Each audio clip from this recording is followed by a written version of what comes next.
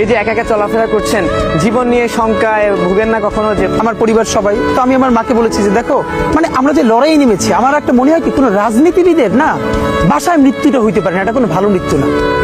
যিনি রাজনীতি করেন, যিনি লড়াই করেন, যিনি বিপ্লবী, যিনি সংগ্রামী, তার মৃত্যুটা হবে একটা সংগ্রামের মধ্য দিয়ে, একটা রাজপথে, একটা গ্লোরির মৃত্যু।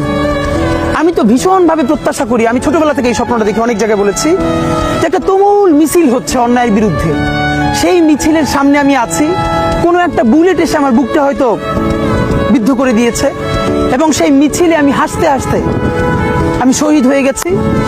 এবং সবাই যখন মৃত্যুটাকে ভীষণ ভয় পায়, আমি তখন হাসতে হাসতে আল্লাহর কাছে ভীষণ সন্তুষ্টি নিয়ে পৌঁছতে চাই যে আমি একটা ন্যূনতম ওই জীবনটা লিড করতে পারলাম, যে আমি একটা ইনসাফের হাসি নিয়ে আমি আমার আল্লাহর কাছে পৌঁছতে চাই।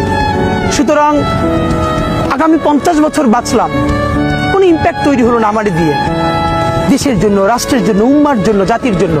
কিন্তু আমি ধরেন 5 বছর বাঁচলাম, সেটার মধ্য দিয়ে যদি আগামী 50 বছরের ইম্প্যাক্ট তৈরি হয়, তাহলে অনেকদিন বেঁচে থাকায় কি সাফল্যের বলেন? শহীদ প্রেসিডেন্ট জিয়াউর রহমান কয়টা দিন বেঁচেছেন, কিন্তু ভাবেন আজকে পর্যন্ত উনি আমার অনুপ্রেরণা। হাঁটতে হাঁটতে আমার পা ফুলে যা